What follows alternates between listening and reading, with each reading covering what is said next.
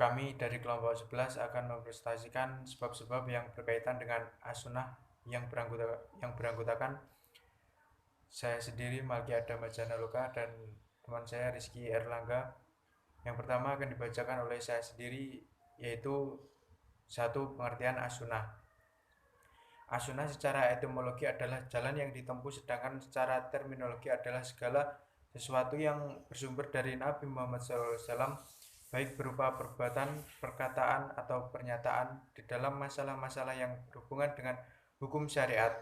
Hadis menurut bahasa adalah baru atau lawan dari lama, sedangkan menurut istilah adalah segala sesuatu yang disandarkan kepada Nabi Muhammad SAW, baik berupa ucapan, perbuatan, atau penetapan.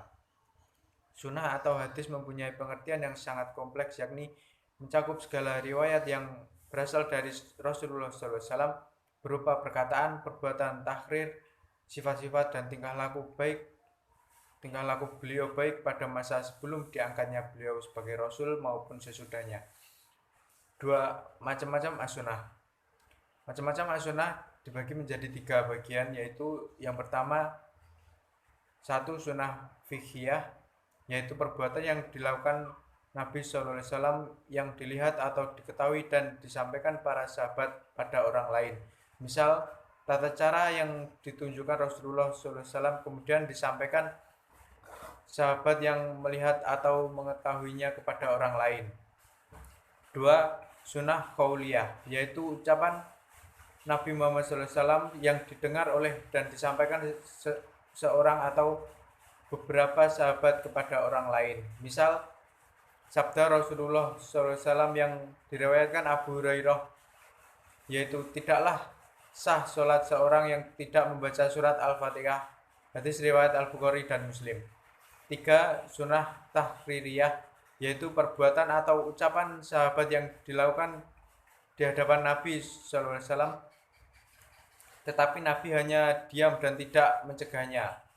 Sikap diam dan tidak mencegah dari Nabi Muhammad SAW ini menunjukkan persetujuan Nabi Muhammad SAW atau tahrir terhadap perbuatan sahabat tersebut. Yang ketiga, sebab-sebab yang berkaitan dengan as-sunnah. Poin pertama, yakni perbedaan dalam penerimaan hadis. Para sahabat yang menerima dan menyampaikan hadis kesempatannya tidak sama. Ada yang banyak menghadiri majelis Rasul dan ada pula yang jarang menghadiri majelis Rasul karena urusan-urusan pribadi mereka masing-masing. Poin kedua itu perbedaan dalam menilai periwayatan hadis.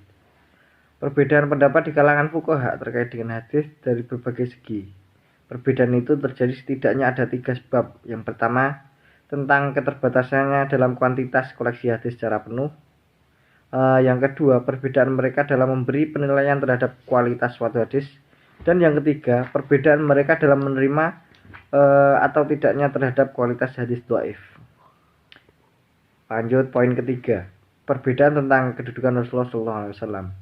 Rasulullah SAW di samping keberadaannya sebagai Rasul, juga sebagai manusia biasa. Karena itu, tindakan dan ucapan yang dilakukan beliau tidak sama kedudukannya kalau dikaitkan dengan keberadaan pribadinya ketika melakukannya. Yang keempat, hubungan antara Al-Quran dan As-Sunnah. Hubungan As-Sunnah dengan Al-Quran ditinjau dari segi penggunaan hujjah dan pengambilan hukum-hukum syariat adalah bahwa As-Sunnah itu sebagai sumber hukum yang sederajat lebih rendah pada Al-Quran. Al-Quran sebagai sumber penetap hukum dan As-Sunnah sebagai sumber yang menguatkannya. Mungkin itu saja yang dapat kami sampaikan. Kurang lebihnya kami mohon maaf. Wabillahi taufiq wal hidayah. Assalamualaikum warahmatullahi wabarakatuh. Terima kasih.